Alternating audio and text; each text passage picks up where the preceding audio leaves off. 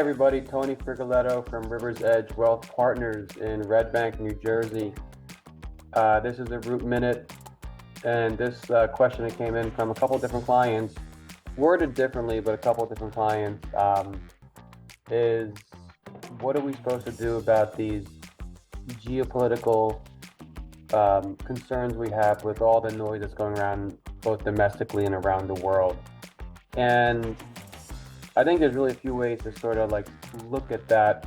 First, you have to kind of separate one thing from the other, because, like, say for example, geopolitically, like right now, there is a bill that's being pushed through.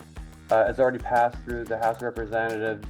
It's a budget bill, and it's in the Senate right now. And the goal is to to put together a budget for a current president, and that in itself, it touches a lot of people differently based on the things they're trying to achieve and what people perceive as things that'll be taken.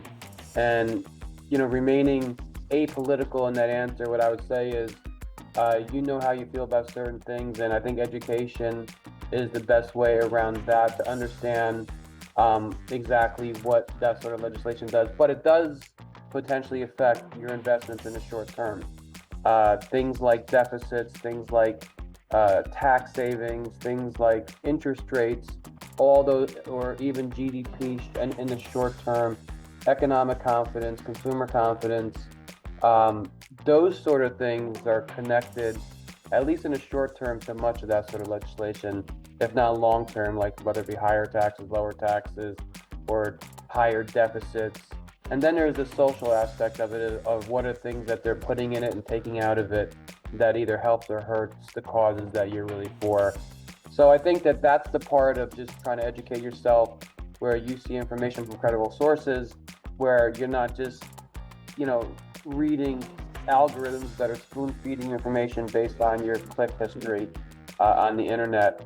But as it relates to investments, specifically, is so many different iterations have come through over my career and way before that have had a great impact in the short term on the markets.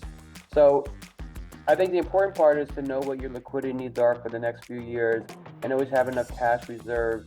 So your investments are inherently long-term investments because you have enough money that you forecast you'll need for your spending and emergencies over the next several years. So that's a safeguard against, honestly, if not almost every historical systemic and/or event that's happened in the past. So I think the idea of trying to not connect too much how you feel about the issues, but make sure you're prepared for the results of any issue, and then using history, albeit not a guarantee of future, but it is a really good template as to what to expect based on things that happened in the past. We've gone through everything from world wars, assassinations, riots, scandals, etc.